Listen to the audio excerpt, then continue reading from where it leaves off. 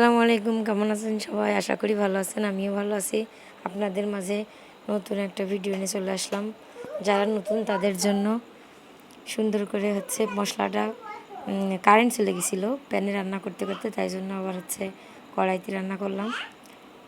মশলাটা ভালোভাবে ভুনে মুরগি দিয়ে দিতে হবে।